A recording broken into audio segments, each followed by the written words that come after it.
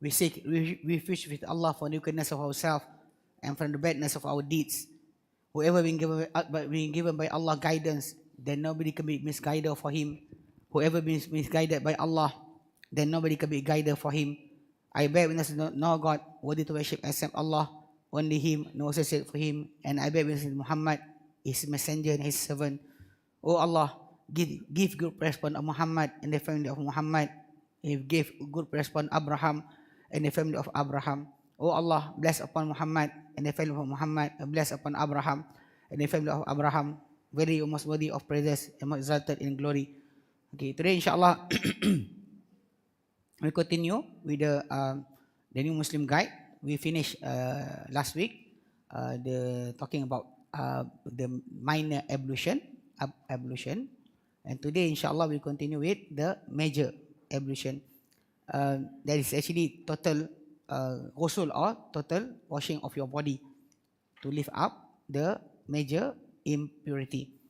Okay, the major ritual, it says here, the major ritual, impurity, and the full ablution, ghusl or ritual bath.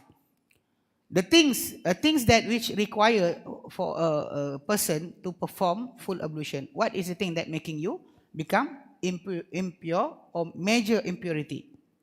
Major. The last one we said is about the minor impurity that can be lifted up by wudu. This one, you have to take a bath. Only that the saying about the bath, even even the picture is actually giving a wrong way of bathing, like being said in the Sunnah. Because if you put that way of understanding, then you should need a lot of water. And these days, few of our friends in Ampang and few places, they doesn't have water for almost 3-4 days actually. 3. May Allah Ta'ala help them to get water, because something is actually so difficult. You can have a situation with no electricity, but it's difficult for you for a situation you cannot have water to wash and everything. Something is actually so difficult. When you look at it, you remember our brother and sister in Gaza. They are being stopped from everything. Okay, Allah Ta'ala help them. Amin. Okay, it says here, things which require a person to perform full ablution. There are certain things which require an adult Muslim to perform full ablution, ghusl, before engaging in prayer or circumambulating, circling around Kaabah. Because that is what, from among all the ritual of ibadah in Islam, that is clear dalil, clear evidence that you must be in pure state. You must not have any impurity with you. Because other than that is okay. But prayer, salat, and circling around the Kaabah must be in the state of pureness. Okay? He said here, before he performs such ablution, he is said to be in a state of a major ritual impurity. These things are as follows. We mentioned here 3. Okay, the first one, ejaculation with pleasure and by any means while asleep or awake. Ejaculation involves the expulsion of seminal fluids, a thick whitish fluid from the urethra of the penis during orgasm, which is generally followed by the feeling of lethargy and inertia. It's actually, like you said, the word is actually you reach orgasm and the fluid came out from you, either by intentionally or by looking at something. Even if there's no intimacy with a woman, okay. Even actually the woman also, if she saw any fluid, then she must take a bath, because that is actually what being asked by Sulaim to the Prophet ﷺ. She said, if a man saw in her dream, if a woman saw in a dream like a man, do she have to perform ghusl? Then the Prophet said, yes, if she saw any fluid. Then she should take a bath. If not, then no. If not, then no. This is actually the thing about for women only that actually the second one will start. For the first one, for men is so clear. For women, the women, if they see any fluid come out, then she have to take a bath. At that time, two of Aisha or Salama, the wife of the Prophet Sallam, was there when Sulaim asked the Prophet about the woman seeing something in her dream. Does she have to take ghusl? Then Aisha or Salama said to her, to Sulaim, Tadbat yadaki, fadhahtin nisa. May Allah Ta'ala make your hand become soil, because you have made women become ashamed to ask something like this. Then the Prophet said, Talibat yadaki, you yourself actually have that, your hand being soiled. Where will the child get the appearance if the woman doesn't have any water? It's something that basically the seed from the woman, the seed from the man must be there to become a child. So because when she said something like that, the Prophet correct her. So the Prophet said, yes, if she saw any fluid, it's normally in sleeping. If I sleep, saw anything, then she will have to take a bath. If not, then the second one will understood for the women. The first one normally for the men. For the women, it's actually rare to happen, because the woman, if she have an orgasm without any ejaculation of fluid, then she doesn't have to take a bath. Number 2, sexual intercourse. This involves penetration, even if it doesn't lead to ejaculation.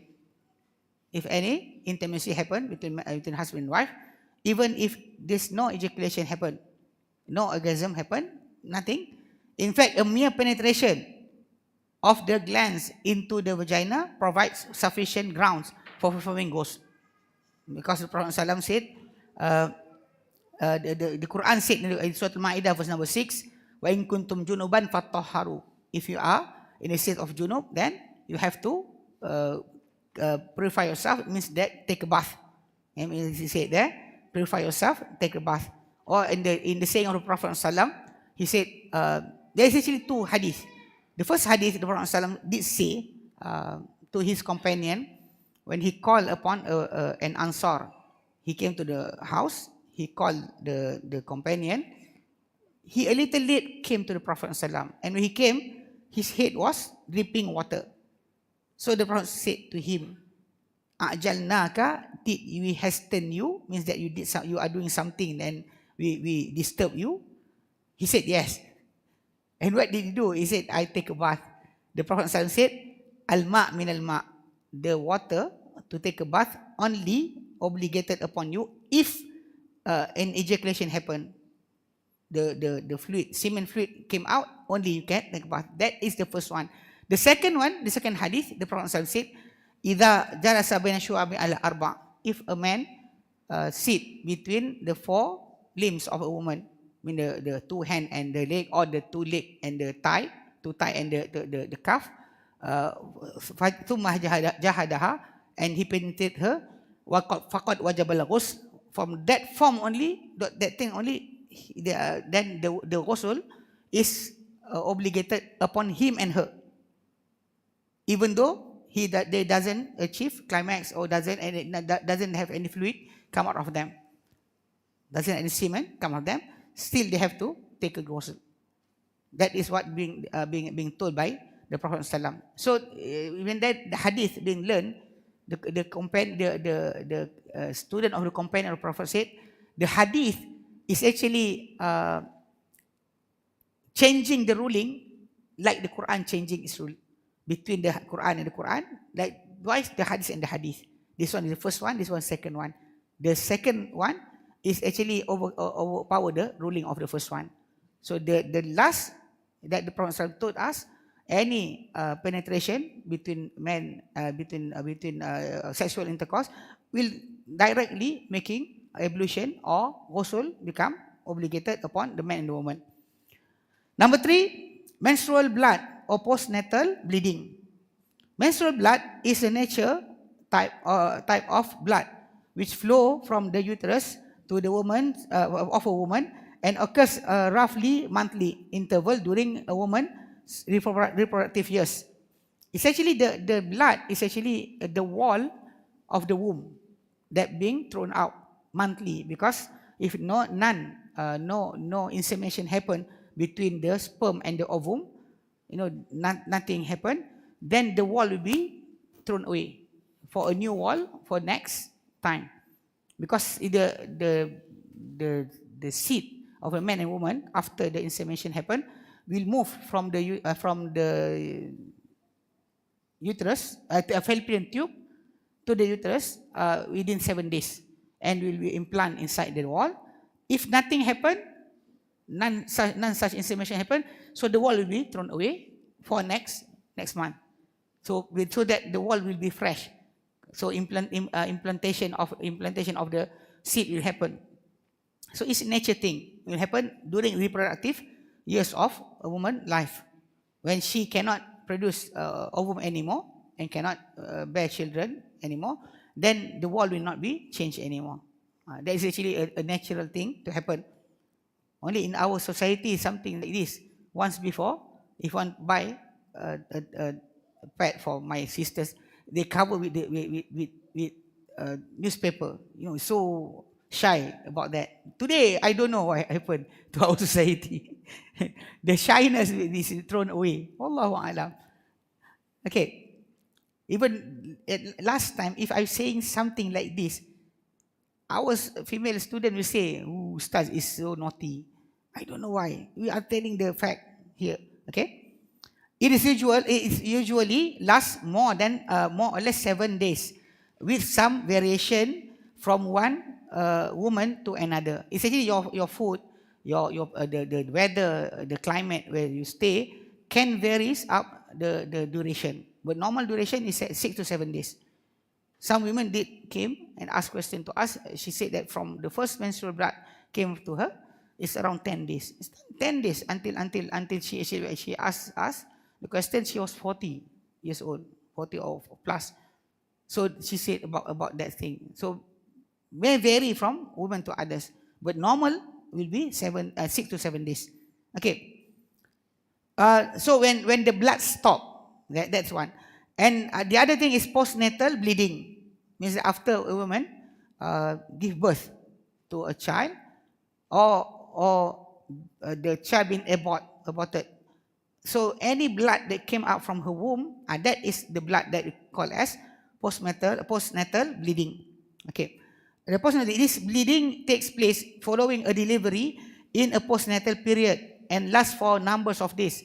And remember, whatever blood before the birth of the child is not making the woman impure. Before the birth, any blood came out from her will not stop her to pray. She can pray, cleanse herself, and just pray. But after the delivery of the child or abortion, her womb throw out anything inside there, the embryo, then that is considered as postnatal. That blood is stopping her from being accepted her prayer or salat, or even to circle around the Kaabah. She in the state of impure until the blood stop. Then only she must take a bath. Menstrual women and women experiencing their postnatal bleeding are exempted from fasting as well. They should not fast. Okay, from performing prayers. The prayers. They cannot pray and cannot fast. Cannot pray and cannot fast. Okay. They must, however, make up for their missed fast, but do not for their missed prayers. Your prayers, you don't have to pray back whatever you left be within your menstrual period. But the problem is in our society, our people, they doesn't understand one thing. This I have to clear it up. if your menstrual period came like now it's actually 12:52, okay? You actually doesn't have to pray Zuhur. But if your menstrual period come after the time of Zuhur already in, and you are not praying yet, must be 1 hour after, half an hour after, you see, the blood is there. Then, when you are clean from the blood, the blood stop, you take a bath also, that particular Zuhur, you have to pray it again. It's considered as, because, your time is there. Sometimes we delay our prayer. It's actually like a norm thing. Even though it's not supposed to be done, you may have something, some busyness, but you should not do that. Because some people actually start to look at the news first, because 1:30 to 1:30, there's a berita tengah hari. Berita tengah hari, wait, berita tengah hari. You look at everything happen, this can, everything, the price hike, there's a thing there, the belanjawan and everything. You wait, and 2 o'clock, you want to pray, the blood is there. You have to pray that Zuhur when you clean. When you stop menstrual blood and you take a bath, you have to pray that prayer. Or Asar, 4:15. 5 o'clock, you're still not praying. 5 o'clock, your menstrual blood came. You must repeat that prayer. Understand? Okay. The other one is about when you clean from your menstrual blood period. If you the blood stop at 9 a.m. in the morning, you don't have to pray Fajar. Fajar is not upon you. It's not upon you to pray Fajar. Or you clean after Shuruk, when the sun already up. You don't have to pray the Fajar. But when you are clean, likewise in Asar, you see that the blood is no more in Asar. So you have to pray the Zuhur and the Asar. The Zuhur and the Asar. Because the Zuhur and the Asar is considered to share the same time. Because you can pray during your travel, to pray Zuhur in the time of Asar. Because the Asar times is also for the Zuhur. So because of that, if you are clean in Zuhur, you have to pray Zuhur and Asar. If you clean in Isha, you have to pray Maghrib and Isha. Understand? Okay. Don't, because I can see that some people say that, no, I just in Asar. No, Zuhur and Asar considered to sharing the time. Because that is the time of desperateness, darurat. That is the time of darurat. And you don't really know the stopping of the blood in which time. Maybe a little earlier, maybe a little late. But you check during Asar, the blood is not there anymore. Maybe it's starting from Zuhur. You don't have any blood anymore. Because of that, the two prayer, if you are clean or the blood stop during Asar, Zuhur and Asar must be prayed. If the blood stop in Isha, the Maghrib and Isha will be prayed. You don't left out the Maghrib. Okay? Remember. Any question? Or not yet? Huh? Take. You're not a woman. It's okay. Come. Give him the microphone. Okay. Assalamualaikum. Sorry, Ustaz. Just you said kalau time Zuhur and Asar, so you need to pray both. So what? But she noticed on Asar time. Yes. So Zuhur to qada. No, okay. Whenever you pray any prayer that you delayed like that, you don't call it qada. Because the time is still time. Like when you are praying Zuhur in Asar during traveling, you didn't say it's qada. Because it shared the same time. Because your position, not you, the woman, position, at that time is in darurat time. So it shared the same time. Zuhur inside the Asar. If you don't ever, even the Prophet ﷺ didn't told us to say qada'an. This is, oh Allah, I solemnly want to pray Zuhur, qada'an, or ada'an. The word qada' and ada' is not from the hadith. You just actually, if you remind yourself, oh Allah, this is the prayer yesterday. I forgot. This is that prayer. Allahu Akbar. That is the way. Because the intention like being said inside your heart. And you don't have to utter the words.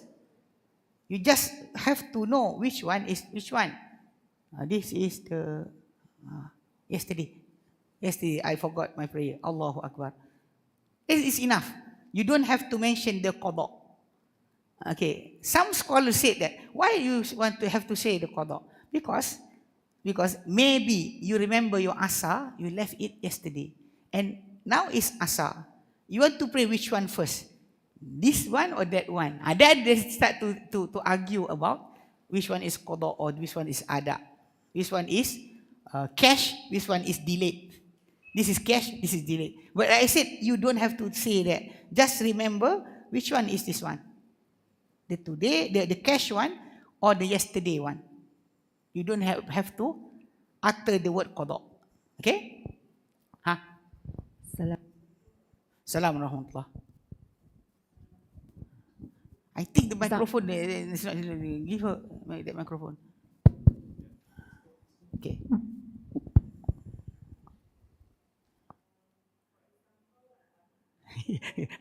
It's you then. It's not the microphone. You are there. Okay. If I want to make up, because I can't remember well for the past years, like what Ustaz just now shared the knowledge, to make up for it, is it possible, like what I say, we just make an intention? Okay. Just she said about when I explained. So some women say, I was not doing that before. Just make up for whatever you left from your obligatory prayers. You just have to do more of the voluntary prayers. Because in the hadith narrated by Imam At-Tirmidhi, that the first thing, the Prophet ﷺ, the first thing that we ask for the servant is his obligatory prayers. If all of it is there, then he's safe. If not, then Allah will say to his angels, look for my servant. Look for my servant. Does he have any voluntary prayers? Hal lahu min tatawu'in, Allah said. So, if we patch with whatever from voluntary prayers upon the obligatory prayers. So just do more of the voluntary prayers. You don't have to remember a few times, time, and you cannot move around actually. If you cannot move around, maybe your children say, your friend came to the house. Hey, where's your mother? She is actually still praying. She's qada everything.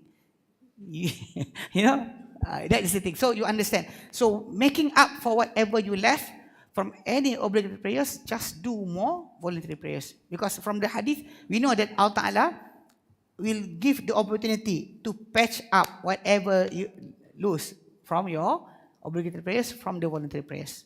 Okay? In Sunan Tirmidhi. Yes. Assalamualaikum. Assalamualaikum. I have a question again regarding menses. Okay. Let's say if I'm not sure whether I'm clean in Isha, after Isha, so I slept throughout the night. Okay. And the next morning I just woke up like after Subuh. And maybe around Zuhur, then only I perform. I'm clean and I perform. Does that mean I have to qada my Subuh? Okay. No.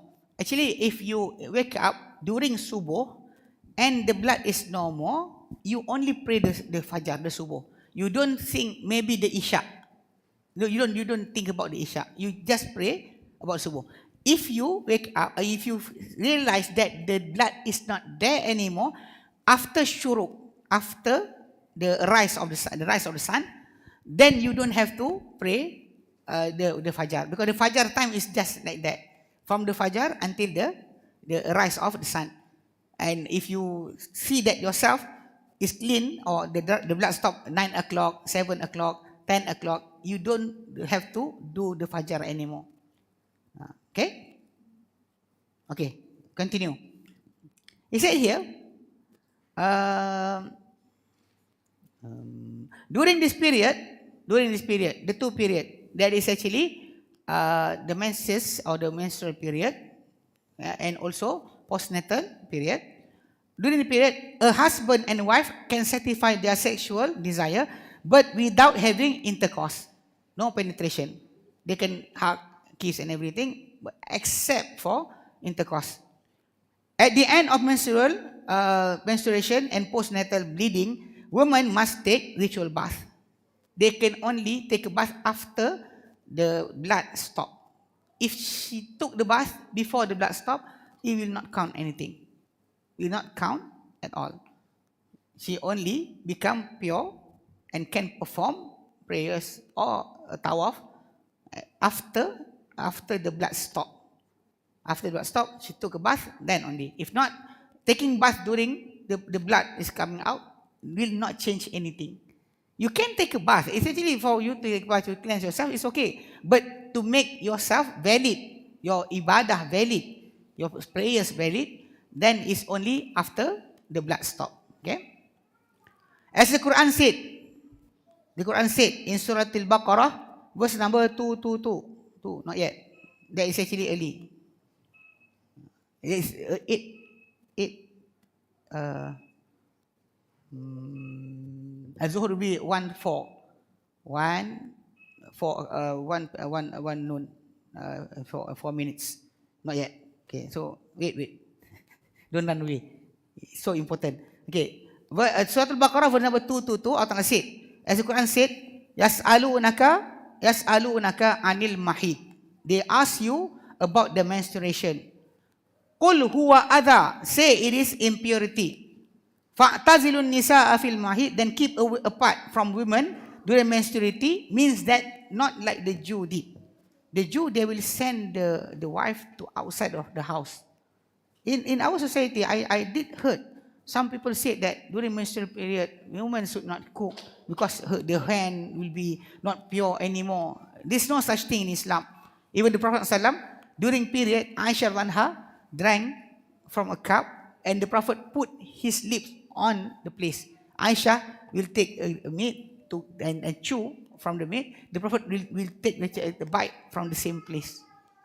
Nothing. Even the Prophet did lie on the lap of Aisha Ranha during her menstrual period, and the Prophet recite the Quran. Recite the Quran while he was putting his head on the lap of Aisha Ranha. No such things. So the ayah saying fa'tazilun nisa'a fil mahid, then avoid keep apart from women during menstruation, means that don't do sexual intercourse. That's the meaning. Okay. Wala taqrabuhunna hatta yatuhurn, and don't approach them until they have purified themselves. They purify themselves means that they take a bath. In the Hanafi opinion, they said as long as the woman take tayammum is okay. If there's no water, Wallahu a'lam. But still, the Quran said hatta yatuhurn. Yatuhurn can be two meanings. One meaning that their blood stop. The other one is actually their blood stop and they take their bath. Okay. That we hold that second one. Okay. Fa'idha tatahharna, and when they purify themselves, fa'atuhunna min haythu amarakumullah, then go to them in the way that Allah Ta'ala have enjoined you. Tell you to come to them, to go to them as the way that Allah Ta'ala have make it nature for you. Don't go the other way. The other way, the other way. Okay? And understand. I don't have to say. Okay. Okay, stop there inshallah. How to remove major ritual impurity, janaba, will inshallah next week. Okay, any question? Okay. Assalamualaikum warahmatullahi wabarakatuh, Ustaz. Assalamualaikum warahmatullahi wabarakatuh. A question about women's menstrual. Okay, let's say during Zohor, I find myself already clean. Okay, then I took my bath and I perform my salat. Then the next morning, the next day, I find myself like having a little bit of impurities. Okay. What can I do and what should I do? Okay. Thank you. The thing is about impurity, you have to define. Is it red, the color, is it red, brown or yellowish? Because the Prophet ﷺ did say to his companion, women companion asking, he said, and Salama also said, we don't consider any cloudiness or non-whiteness there as something. So if red, then this is something. If other than red, like yellowish and everything, you don't consider it as impurity. Because after the blood, maybe some of the residue and everything is not considered. The consideration is the stop of the blood. So if blood is not there, then it's okay. Because the color of menses is different from women to women first, and from the beginning to the end. Because the first one will be dark, black, and red, and so on, until yellowish, and some just cloudy, that's not that clear. So they don't consider the unclearness as something. Okay, you want to continue? I think. Okay. You I don't need to mandi hadas again. No, actually, if the cloudiness, just the cloudiness, you don't have to. If the red one, you have to, take it again. Okay, again. Other than that, about the wudu, anything that comes out from you, even wind or anything, will making you impure. You have to take ablution wudu, but not taking ghusl, because it's considered that the ghusl already being lifting up the menses impurity. Okay. Ustaz, how about for those who have already reached, I forgot the word. Menopause. Yes. Okay. Jazakallah. Already reached menopause and suddenly they have these traces of blood, this discharge. Okay. Yeah, Actually, when women already menopause, any blood came from them is not considered as a menstrual period. It is considered as sickness blood, and they don't care about it. They cleanse themselves, and they don't have to take a bath. Just take wudu. This is actually in the time of the Prophet ﷺ, there are some women even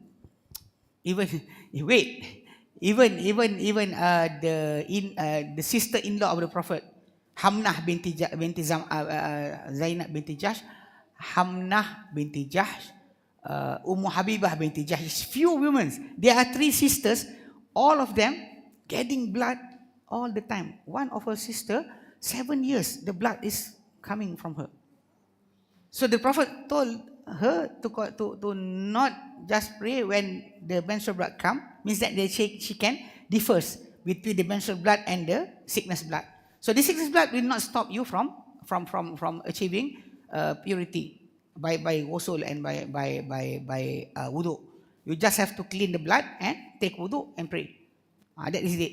Because and if you uncertain about it, go to the doctor and ask them what happened. Because sometimes maybe sickness that some tumor and everything is. May Allah Ta'ala protect all of us from this type of sickness. So you have to check. But after menopause, any blood came after that is not considered as menstrual blood. Okay.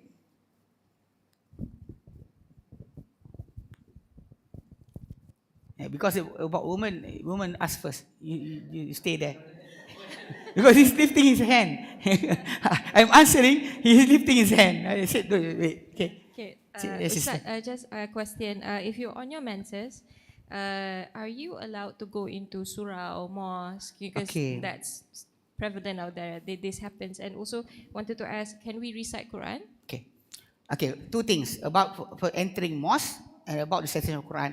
If you go into the Surah Al-Nisa, verse number 43, Allah Ta'ala said, Ya ayyuhalladhina amanu, all people have believed, La taqrabus salata wa antum sukara, don't you go near to the place of prayer or doing the perform prayers wa antum sukara when you are intoxicated. You are not clear in your mind. Hatta ta'lamu taqul, until you know what you say. Wala junuban, this is the second one part. This is about your question. Wala junuban, and don't go to the place of prayer. Wala junuban, when you are junub, in the state of major impurity. Illa abiri sabil, except you are passing by. You're passing by, taking something and go out. Wala junuban illa abiri sabil hatta tagtasilu, until you take your bath. So from that ayah, it's actually a man or woman in major state of impurity should not stay inside the prayer hall in the mosque, because we know that in another hadith that during Eid all the women should go out, come to the place of prayer, and the Prophet ﷺ normally pray outside at the field. So the women said, we came to also be with the prayer of the imam, to make dua with the imam, and we were told to avoid the place of prayer. Means that they put some boundaries, so the place of prayer they don't enter. So we understand from that, to stay, for a woman to stay inside during her impurity, to stay inside the hall of prayer is wrong. This is not, you not consider this. This okay. We talk about the mosque that have 5 times prayers azan being called. We call azan, but actually during Zuhur, Asar, and Maghrib and Isha, if we are here, Fajar, nobody is here, so nobody call for the azan. That's a different here.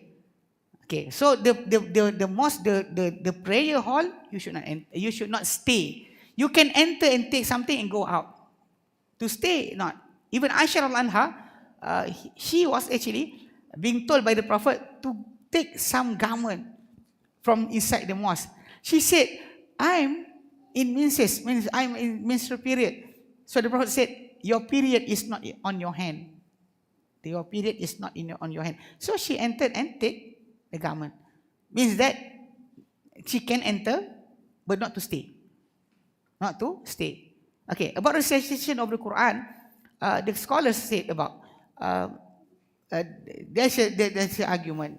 Most of the 4 imams forbid the recitation of the Quran for women, except for one, for memorization. Means that she want to repeat her memorization, recall her memorization of Quran, then she can recite. The second one, about the ayah or the surah of the Quran that being put as the invocation of morning and evening, or invocation of you riding the vehicle, because it's from the Quran. Or the Fatiha in the morning, in the evening, Ayatul Kursi, you can recite it.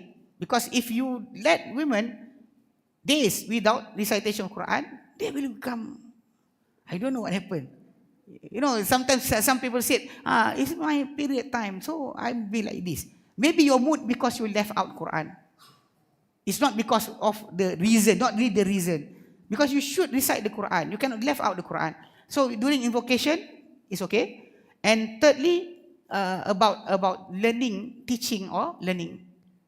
That's 3 parts that the scholar said permissible.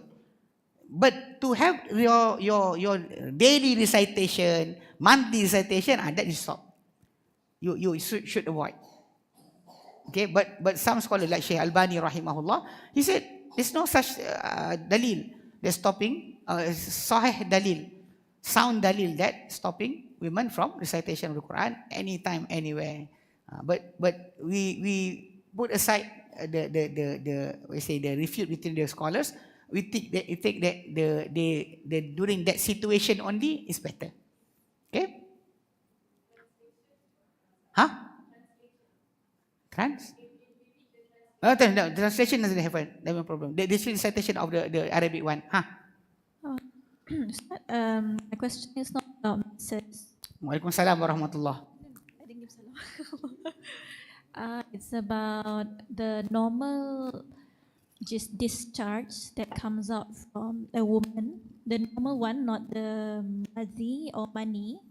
Is it considered as najis or does it break wudu?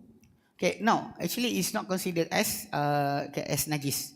It's not considered as something that is the discharge from a woman, same like a man.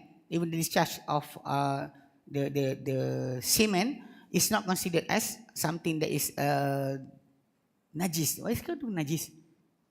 Filthy. No, actually the thing will not stop you from actually to do prayer and everything.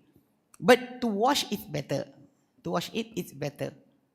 Because the Prophet ﷺ did Aisha anha did scrape from his clothes the semen, dried semen from his clothes, and the Prophet was praying and doesn't stop his prayer.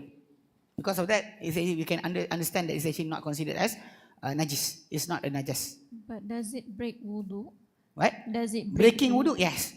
Even the semen when coming out from a man, even if he doesn't do, if he masturbate, such words, then his wudu is void.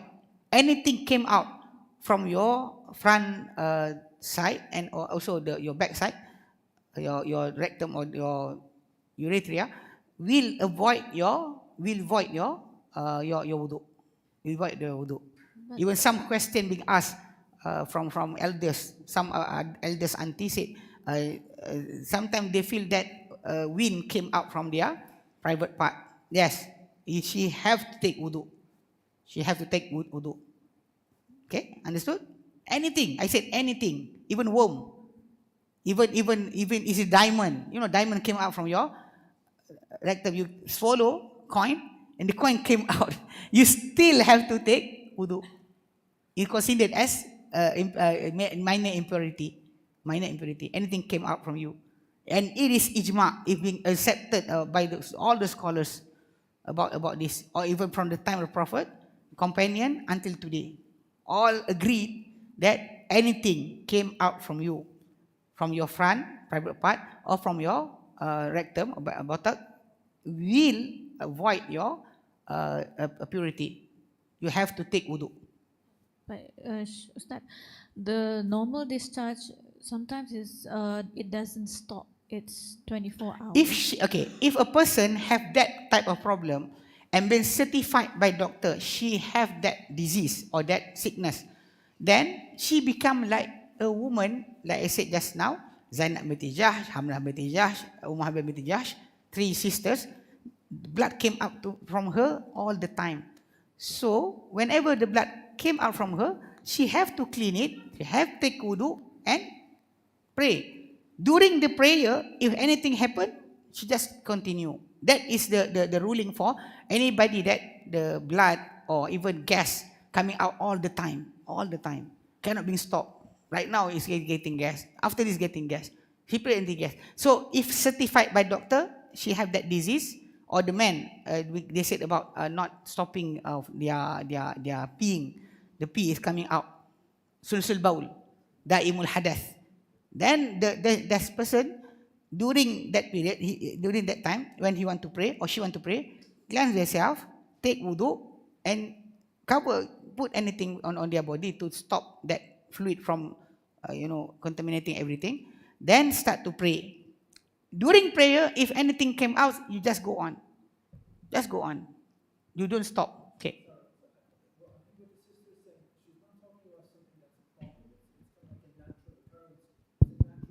That's the thing. It's naturally, brother. If naturally, it's not like that.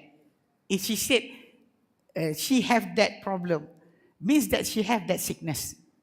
For a normal person, you don't, like I said, pass gas all the time. For a normal person, your pee or your what you say, your not your bukan. They will stop it. The thing will stop the pee from coming out. That's a normal one. But a person that having pee coming from him all the time, that is sickness. Like I said, if you have that sickness, then you can follow the way that the Prophet told his sister-in-law how to pray. The Prophet said, just clean yourself, take wudu and pray. And during that time, if anything came out, just pray. You cover yourself and pray. Even Aisha anha said, Hamna, the sister of Zainab binti Jahsh, you know what happened to her? She was praying inside a big, not plate, palam. What do you say? Dulang. Tray, a big tray. And the blood was actually dripping from her. So when Aisha said something like that, means that she's praying on the tray, big tray, and the blood is being stopped by that tray. So she's praying. You know, the Prophet give her the command to just pray. Cleanse yourself, then pray. Even there is blood coming out from you, you just pray. It's a certified sickness. So when the thing is coming out all the time, means that something. Because Ali bin Abi Talib also being said like that. When he actually madha, his madhi keep coming out from his penis. Then he asked the Prophet said, clean yourself and take wudu and pray. Just pray. Because you cannot stop it. You cannot stop it. So you cover yourself and pray. During that prayer, if anything came out from you, gas or anything, then you just continue to pray. You don't stop and take wudu again. That is for those who have that disease. When I said disease, you certify yourself, go to the doctor. Because you don't want that to be continuous in your life. Sitting here, the pee coming out. Sitting there, the pee coming out. No. Okay? Okay. Stop here, inshallah. Already, Zuhur. Okay. Sorry. Okay. You said that women with menses are not allowed to stay in the mosque. But let's say it's during her nikah, and sometimes nikah people do in the mosque. So how's that? The woman with menses, and during her menses is the days of her nikah, and the nikah is conducted in the mosque. That's a problem in our society. You know, they start to do the nikah, the agreement of nikah inside the mosque. It's not something that should be done. I know some people say, but you know, the place so blessed and everything. You know that people buried inside the mosque doesn't stop their divorce. We saw that happening. People actually making their even in front of the Kaaba. You don't do something like that because Islam doesn't tell you that is the way. So that's why if you go to mosque, like the big mosque of Shah Alam, you know what they did? They have separate rooms for the nikah, not inside the prayer hall. They have rooms with the chandelier. Because they want the chandelier. Okay, you give them chandelier. Big chandelier on top of the head. You want big pillow? Yes, you have the big pillow. But not inside the prayer hall. It's so wrong for her to stay there. And even some of our brother said they don't want to do the agreement of nikah, akad of nikah inside the mosque because many of his friends, his relatives will not pray Tahiyatul Masjid. They just come and sit and smile and we are in the mosque, our brother is getting married, alhamdulillah, blah, blah, blah. They sit and doesn't respect the mosque. So that's another thing. So don't do that. Khalas? Alhamdulillah. We stop here inshallah. It's so late. Inshallah we continue next week. Or maybe Ustaz Sharif will be having his health again. May Allah Ta'ala give him good health. We'll continue with that. The topic of the way to take your ghusl. How is it done? The wudu I shown you. The bath, Ustaz Sharif will show you. How will he show you? I don't know. This one can be done in front of people. But ghusl, because Aisha Anha did that behind the curtain. She showed the movement, how the bathing being done behind the curtain. Maybe we can bring curtain next week. Ustaz Sharif will do the behind the curtain. Wallahu a'lam. We stop here. Wa sallallahu ala Muhammadin wa sallam alhamdulillahi rabbil alamin. Subhanakallahumma wa bihamdika ashhadu an la ilaha illa anta astaghfiruka wa atubu ilaik. Assalamualaikum.